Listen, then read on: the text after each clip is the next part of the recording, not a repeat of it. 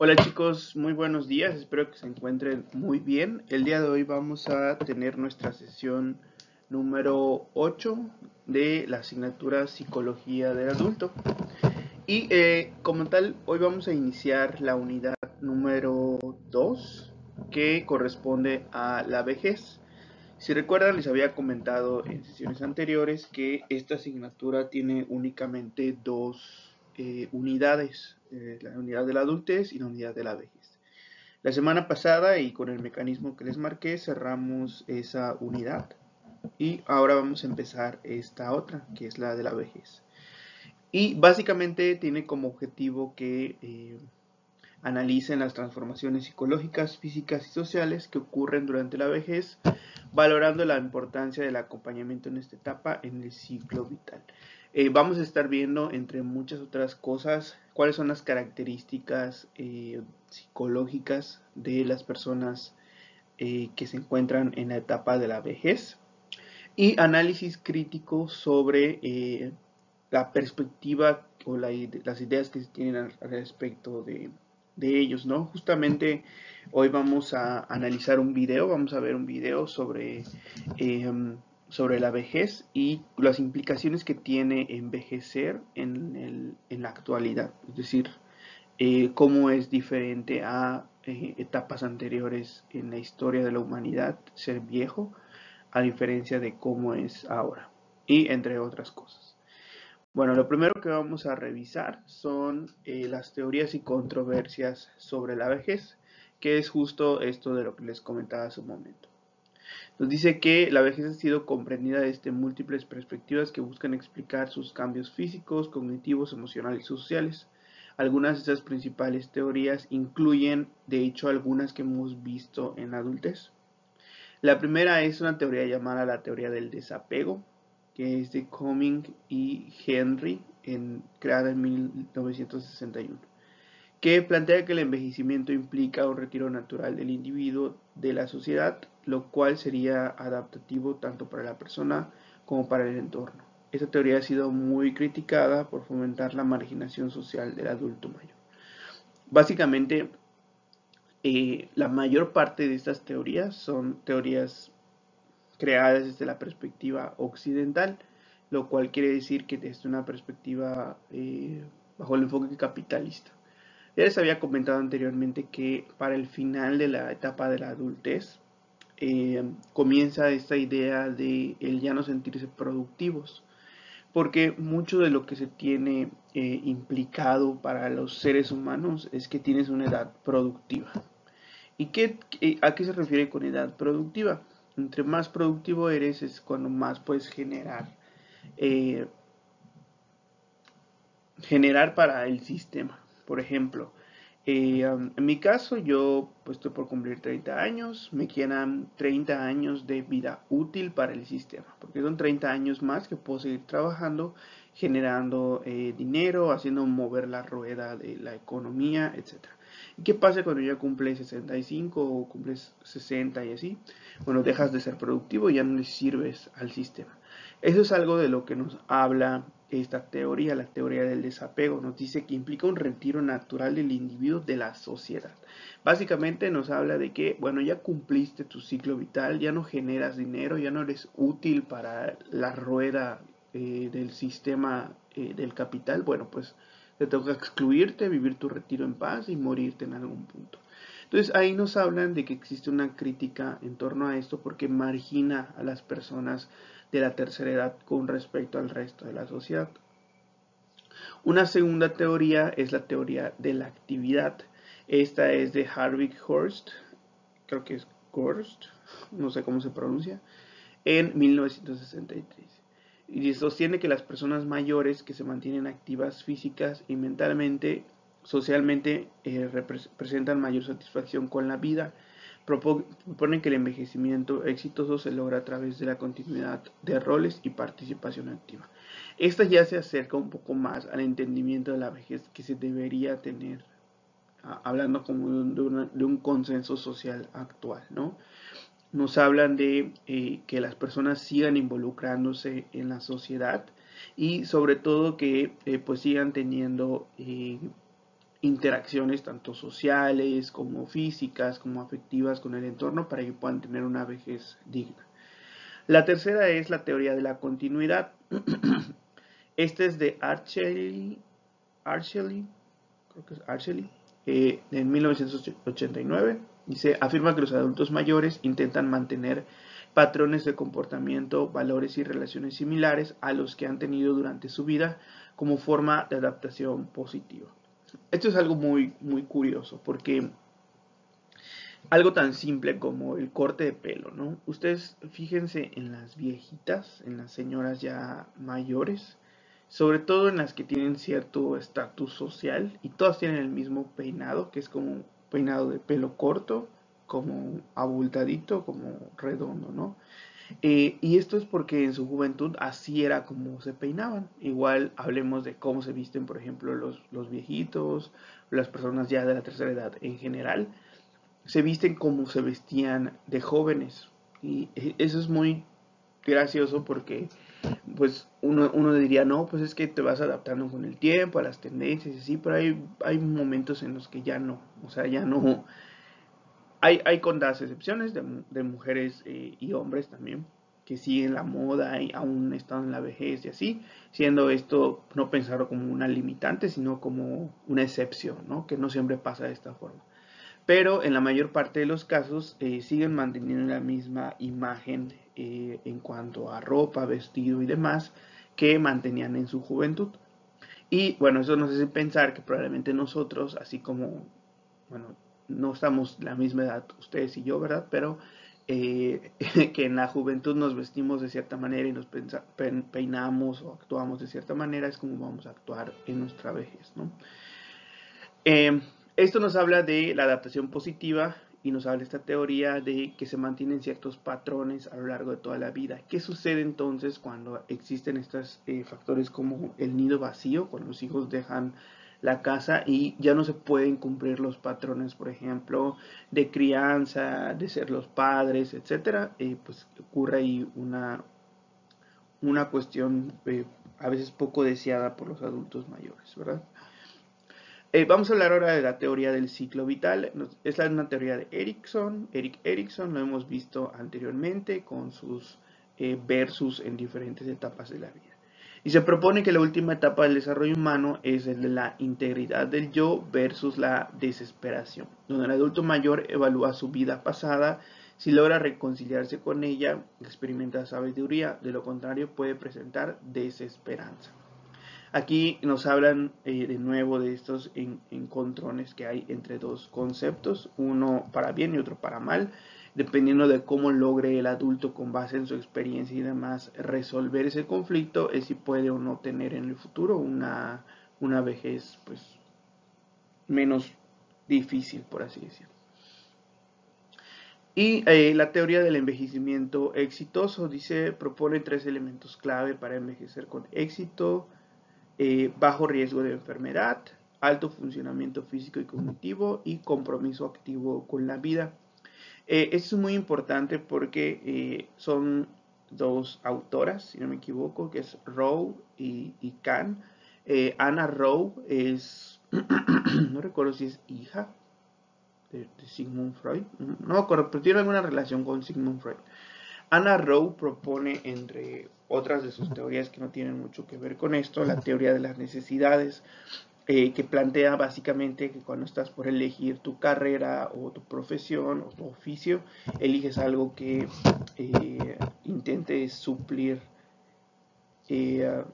alguna carencia que tienes. Por ejemplo, propone, entre otras cosas, que los psicólogos tienden a elegir su carrera porque existe pues alguna cuestión que quieren resolver y tienden a resolverlo a través de su profesión, ¿no?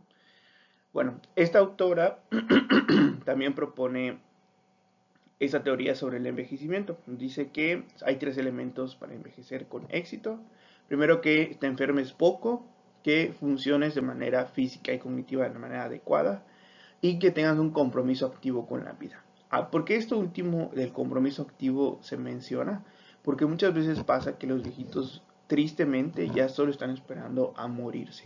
Porque justamente, como les comentaba anteriormente, Así como la sociedad piensa acerca de los adultos mayores que ya llegaron a su límite útil y ya son material desechable, bueno, ellos también se compran esa idea. Así como de, bueno, es que yo ya tuve hijos, yo trabajé 60 años, yo ya le di casa a mis hijos o a mi esposa, no sé.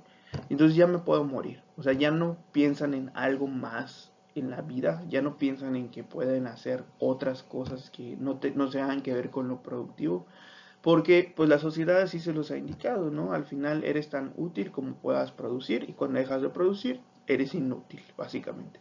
Entonces, esta cuestión que nos habla esta autora es que haya un compromiso activo por la vida, de seguir haciendo cosas, de seguir creando, de seguir pues existiendo en general en la vida, ¿no? Que tengas motivaciones más allá de la producción. Y ahora vamos a hablar sobre las teorías y controversias que existen sobre la vejez. En específico, eh, esto, esto que vamos a revisar contrapone algunas de las teorías que estuvimos viendo, pero abren debates muy interesantes que luego igual vamos a reforzar con el video que les voy a mostrar. Primero nos dice que la vejez es una enfermedad o una etapa del desarrollo humano. Es decir, se plantea esta pregunta porque ha sido una controversia que ha existido desde hace mucho tiempo. ¿En qué aspecto? En que se tiende a pensar como en la vejez como algo indeseado. Tan fácil es ver, por ejemplo, lo que les comentaba en unas clases, ¿no? Las cirugías estéticas, el skincare, el cuidado del cuerpo, de la salud y demás, para evitar envejecer. Entonces ahí nos plantean justo esto, si la vejez es una etapa del desarrollo o es una enfermedad. Dice, mientras algunos enfoques biomédicos tienen a patologizar la vejez, es decir, verla como una enfermedad, tratándolo como una fase de declive irreversible y enfermedad, las ciencias sociales y la psicología evolutiva la consideran una etapa más del ciclo vital, con sus propios retos y potencialidades. Es decir, que no necesariamente para todas las perspectivas que existen se tiene que ver como una enfermedad o como algo que se tiene que curar o revertir, sino que puede ser visto como algo pues natural del parte del ciclo de la vida.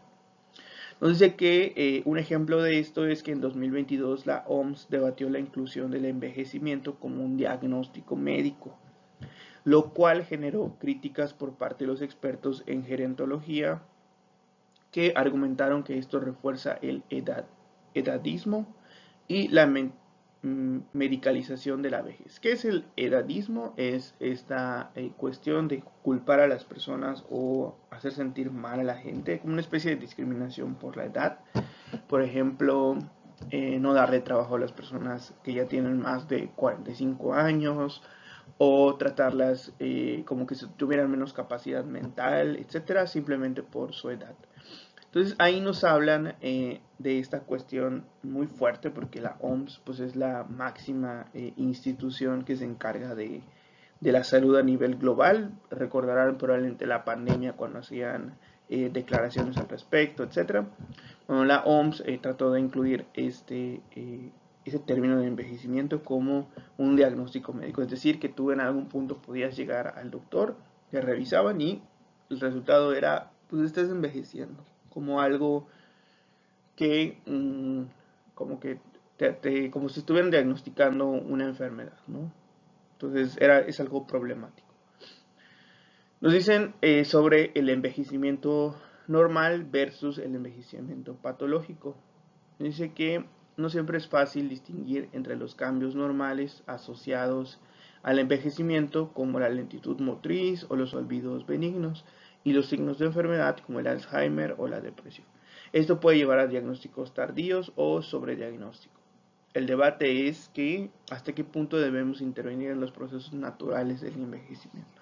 Eso es muy cierto porque en el envejecimiento también existen patologías que revisar o tratar como tal. Y el dar por sentado o marcar de manera natural ciertas patologías propias de la edad también puede ser una cuestión pues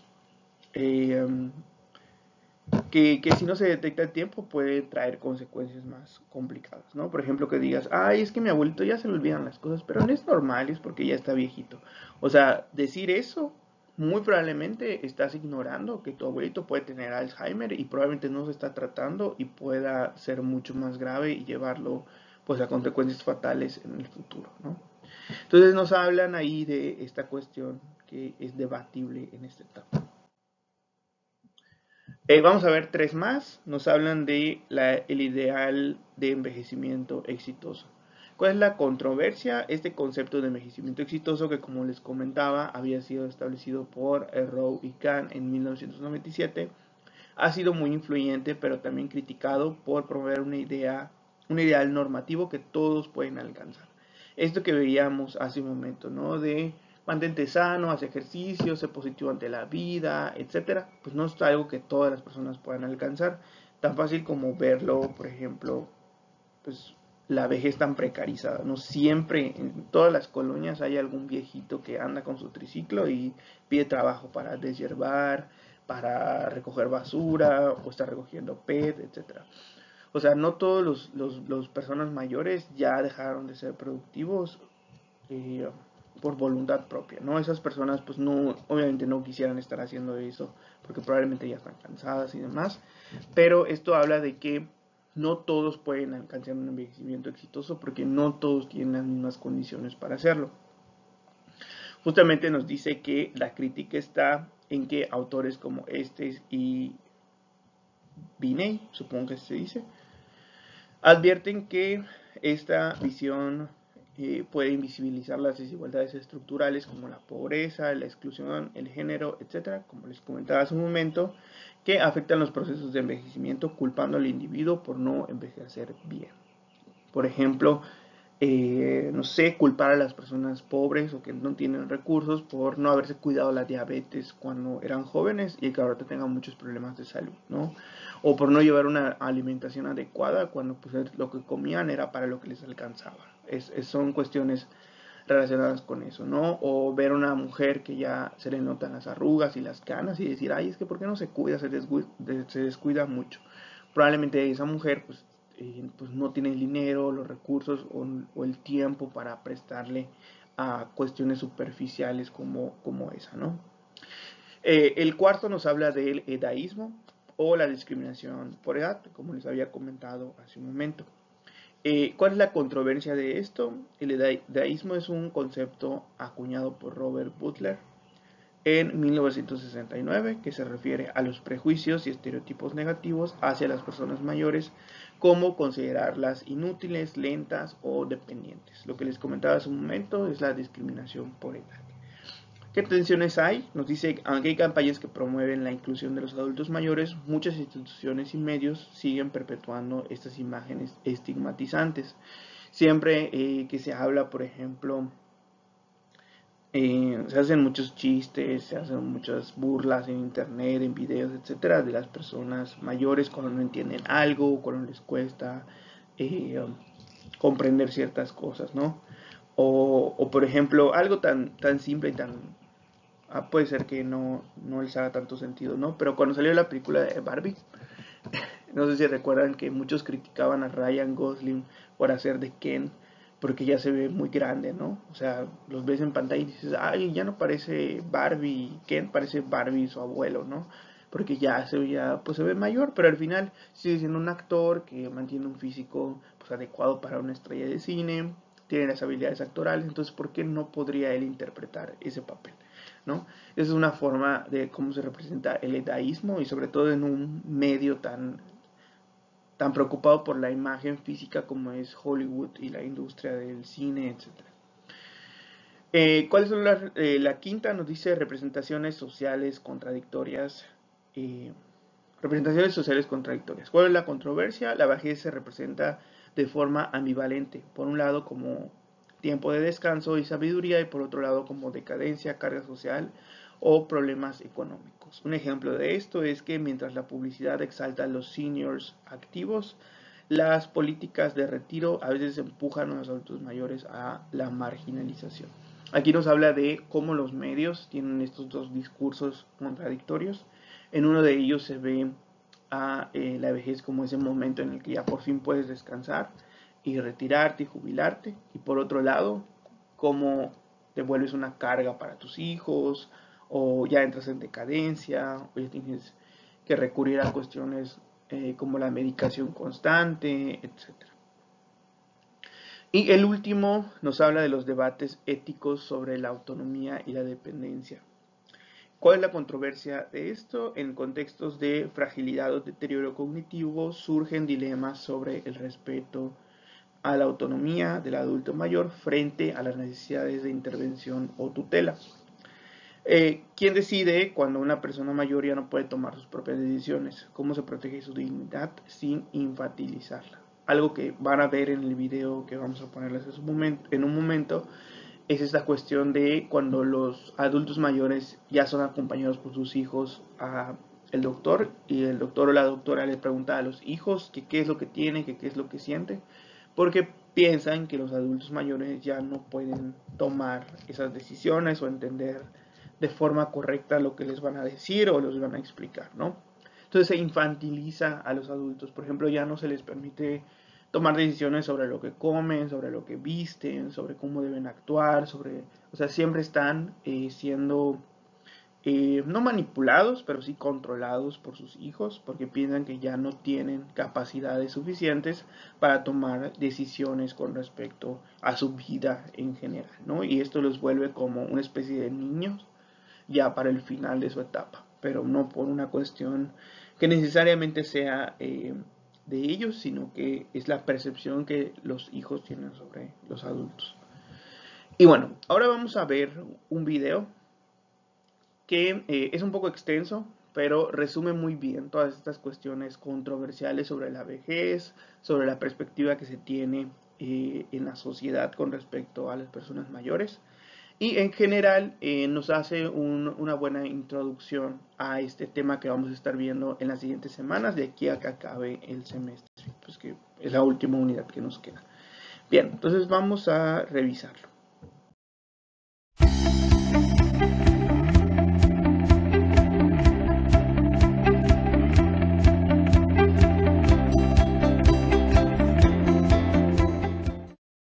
Os propongo un ejercicio. Pensad un segundo en qué veis al mirar esta imagen. Entre estas tres personas hay una que es escritora, otra que acaba de protagonizar una campaña contra la soledad y a otra que le encanta pasear por la tarde en su barrio. Es lógico que si no las conocéis no sepáis estos detalles de su vida, pero sí que es cierto que como sociedad, cuando una persona cumple una determinada edad, tendemos a no hacernos demasiadas preguntas sobre ella. Tendemos a ponerlas en un único compartimento estanco y homogéneo y con una única etiqueta. Personas mayores.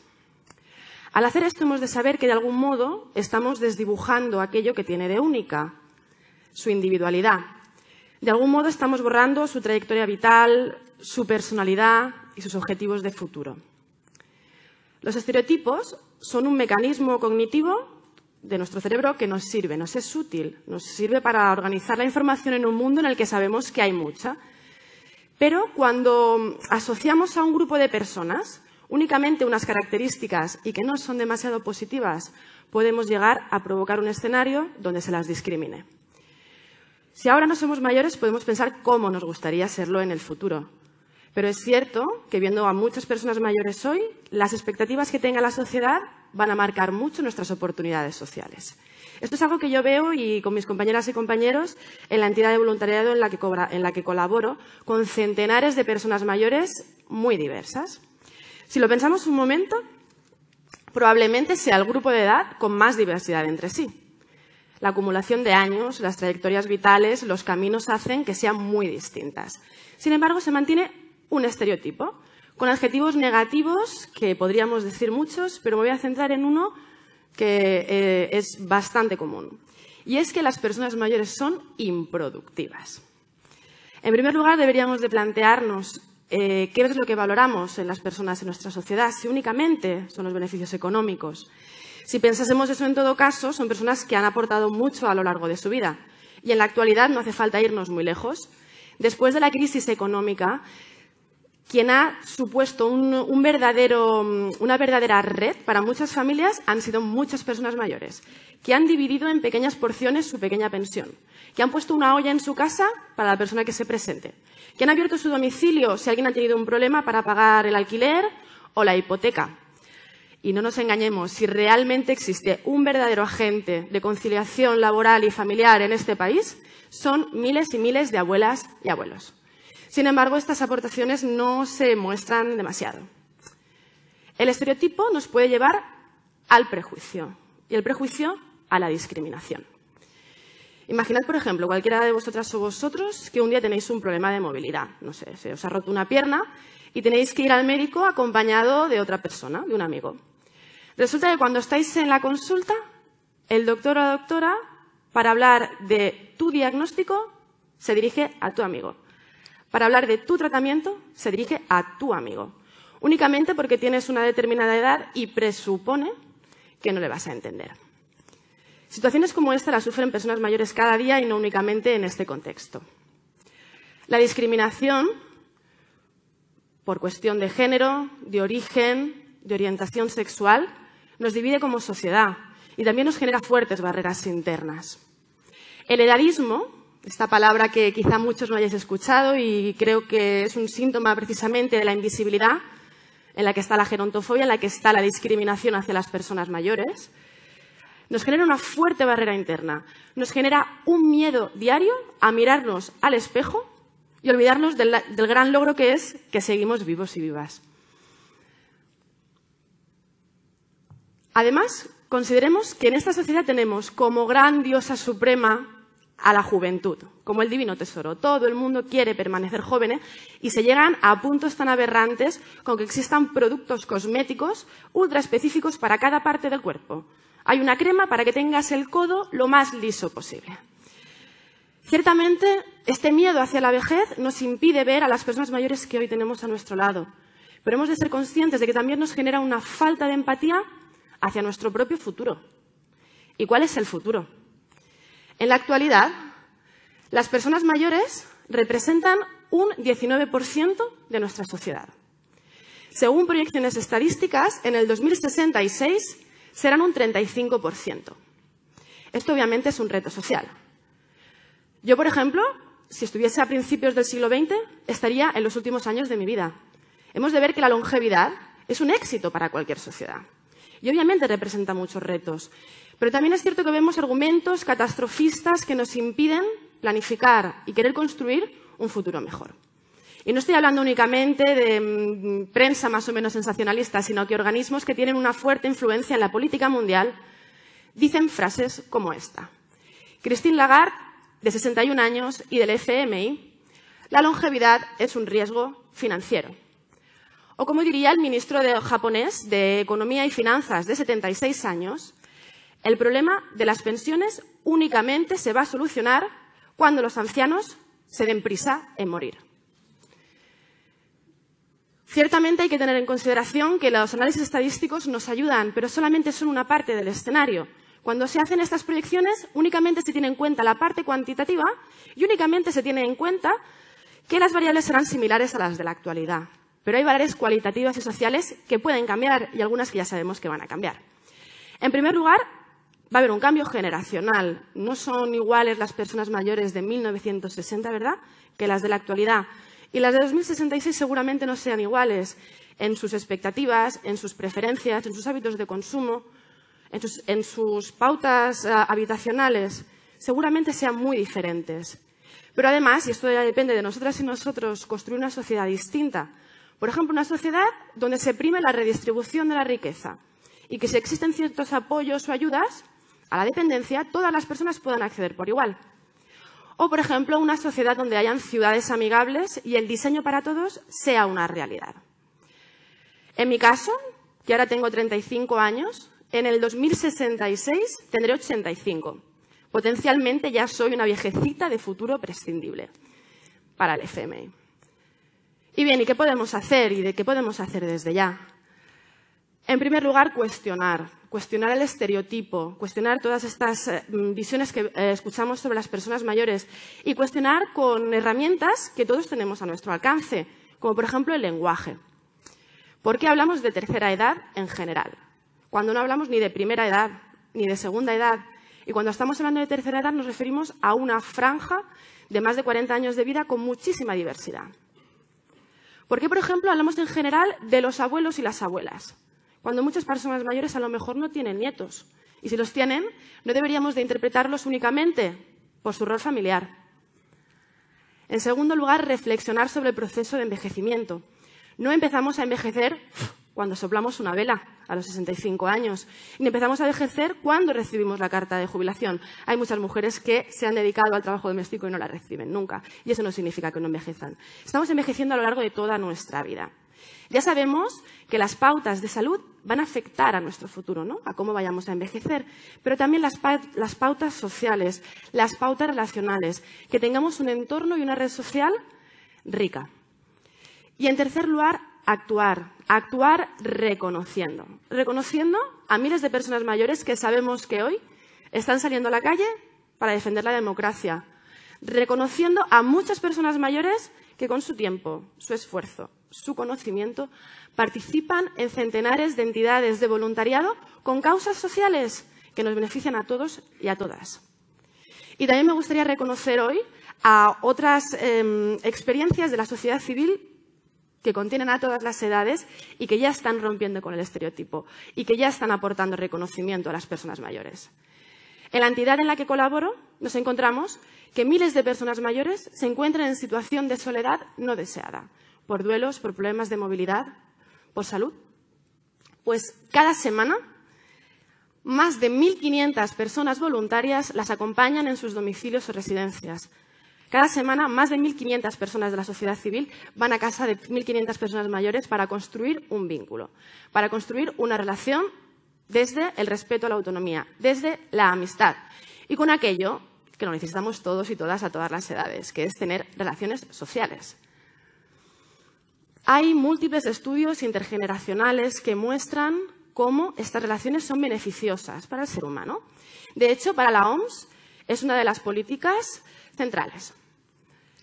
Pero a mí me gustaría, además de mostraros que mejora la autoestima, ayuda a superar situaciones de aislamiento y soledad, cómo las relaciones intergeneracionales están beneficiando a muchas personas reales hoy. Y por eso os quiero traer una experiencia, porque lo demás lo podríais buscar perfectamente por Google, por ejemplo. Os quiero traer la experiencia de María, que es una de las personas mayores que participa en nuestra entidad. María había pasado unos últimos años de su vida, como muchas personas mayores, complejos por diversas pérdidas de salud, personales. Y María llegaba a decir, una vez que empezó a recibir a una persona voluntaria que semana tras semana le daba el abrazo, que María decía que hacía tiempo que no tenía, una persona voluntaria que además de darle esta compañía y esta amistad, le ayudaba a conectar con otros grupos y a que María pudiese salir y relacionarse con más personas. María, hoy, con 91 años, dice textualmente: los mejores años de mi vida los estoy pasando ahora. Para tener una sociedad más sana, individual y colectivamente, la receta pasa por sacar de la invisibilidad a las personas mayores, por dar reconocimiento a todas estas experiencias de voluntariado que hacen posible situaciones como esta. Os invito a hacer un clic, os invito a encender el interruptor para que podamos aportar luz y ver todos los matices de todas estas personas mayores que ya tenemos al lado. Pero luz también para poder mirar hacia el futuro y construir una sociedad con muchas oportunidades y con esperanza. Gracias.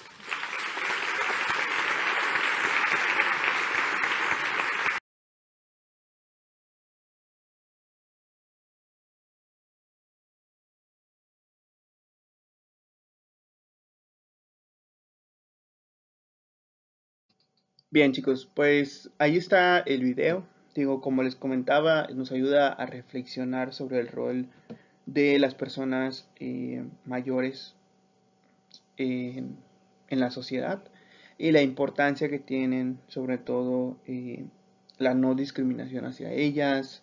Nos refuerza igual esta idea de que el edadismo hace mucho daño a la sociedad y igual sobre cómo a quienes consideramos personas en la etapa de la vejez, ¿no?